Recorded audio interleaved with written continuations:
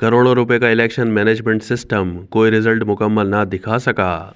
Result रात गए तक अपलोड ना किया जा सका। सवालात उठने लगे। इलेक्शन कमीशन में करोड़ों रुपए की लागत से लाया गया इलेक्शन मैनेजमेंट सिस्टम रात गए तक कोई रिजल्ट मुकम्मल ना दिखा सका।